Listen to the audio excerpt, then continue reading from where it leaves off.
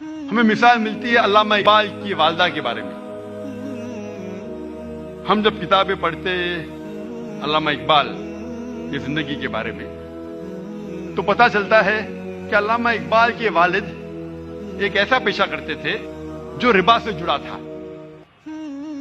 جو سود سے جڑا تھا، اور علامہ اقبال کی والدہ اسے بالکل پسند نہیں کرتی تھی. تو جب علامہ اقبال پیدا ہوئے، علامہ اقبال کی والدہ نے اپنے چھاتی کا دودھ، اپنا دودھ اپنے بیٹے کو نہیں پلایا. وہ چاہتی تھی کہ میرے بیٹے کے جسم میں ایک بوند بھی حرام کمائی نہیں جائے. تو علامہ اقبال کی والدہ نے کیا کیا؟ اپنے زیورات بیچے جو خود کے تھے، الحمدللہ حلال کمائی کے تھے. زیورات کو بیچ کے ایک بکری خریدی اور اس بکری کے دودھ سے پرورش کی علامہ اقبال کی. اور اللہ نے پھر ان کے شوہر کو ہدایت دی اور وہ بھی سیدھے راستے پہ آ گئے. اور پھر اللہ نے ایسا شخص، علامہ اقبال جیسا شخص بنایا. ایسی کئی مثال ہے. اور ایک مثال ہے والدہ کی، شیخ عبد القادر جیلانی کی رحمۃ اللہ علیہ. شیخ عبد القادر جیلانی رحمۃ اللہ علیہ الحمدللہ توحید پہ تھے، اور انہوں نے اس شہر ہندوستان میں اسلام کا دین پھیلایا. ان کا بڑا ہاتھ ہے اور وہ توحید پہ تھے. اسلام کا صحیح پیغام گھروں تک پہنچایا. اور ان کی والدہ نے شیخ عبد القادر جیلانی رحمۃ اللہ علیہ کو سکھایا تھا کہ بیٹا تو ہمیشہ سچ بولنا، کبھی جھوٹ مت بولنا، چاہے تیرا نقصان ہو چاہے تیری جان جائے. ایک وقت جب شیخ عبد القادر جیلانی رحمۃ اللہ علیہ جب ایک سفر کر رہے تھے تو ان کی والدہ نے کچھ اشرفیاں ان کے کپڑے میں سی دی تاکہ وہ گم نہ جائے، تاکہ کوئی انہیں چوری نہ کرے. جب وہ سفر پہ نکلتے ہیں تو ایک ڈاکوؤں کا گروہ انہیں پکڑ لیتا ہے، اور جب جانچ پڑتال کرنے کے بعد کچھ پیسہ نہیں ملتا ہے تو وہ ڈاکو کہتے ہیں شیخ عبد القادر جیلانی رحمۃ اللہ علیہ سے کہ تیرے پاس کچھ پیسے نہیں؟ انہوں نے کہا ہاں ہے، میری ماں نے میرے کپڑوں میں سی لی ہے. اور وہ جگہ دکھاتے ہیں. وہ ڈاکوؤں نے کہا کہ اگر یہ بچہ ہمیں نہیں بتاتا تو ہمیں کبھی یہ اشرفیاں نہیں ملتی ہے. وہ اتنے خوش ہوئے اس بچے کے ایمانداری سے اور پوچھا کہ تم نے ہمیں سچ کیوں کہا؟ تو اس نے کہا کہ میری ماں نے مجھے سکھایا ہے کہ کبھی جھوٹ نہیں بولنا، چاہے میری جان جائے.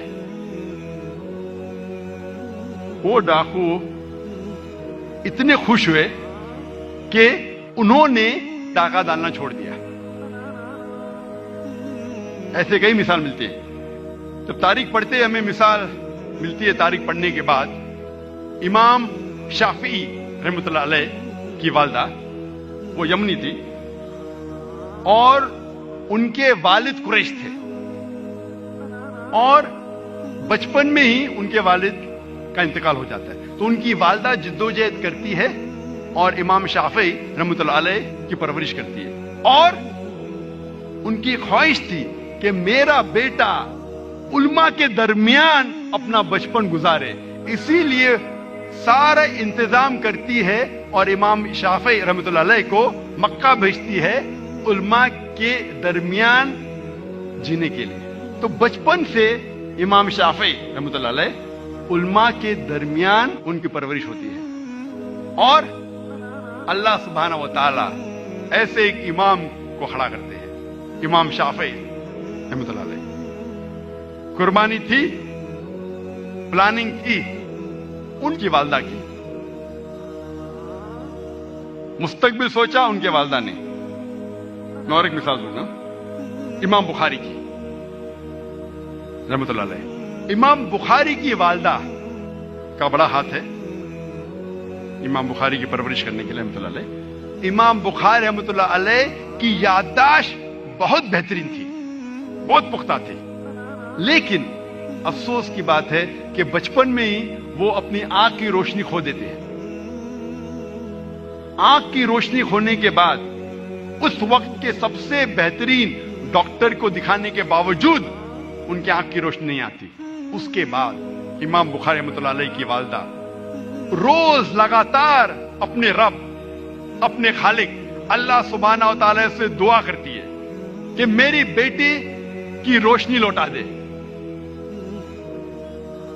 اس کے بعد کئی عرصوں بعد اللہ سبحانہ و تعالی ان کی والدہ کی دعا سنتے اور ان کی والدہ کے خواب میں آتے ہیں حضرت ابراہیم علیہ السلام، اور حضرت ابراہیم علیہ السلام فرماتے کہ تیرے بیٹے کی روشنی لوٹا دی گئی، اور صبح کو امام بخاری رحمۃ اللہ علیہ وہ پھر سے دیکھ سکتے ہیں۔ تو یہ مثال ہے والدہ کی، کس طریقے سے انہوں نے اپنے بچوں کی پرورش کی۔ سو ہمیں ہمارے بچے کو تعلیم دینا چاہیے، ایک ایک بچے کو ایسی تعلیم دینا چاہیے کہ وہ دین کے قریب آئے اور اپنا دین پھیلا سکے، اور اس کی ذمہ داری ہے ہم والدین کی۔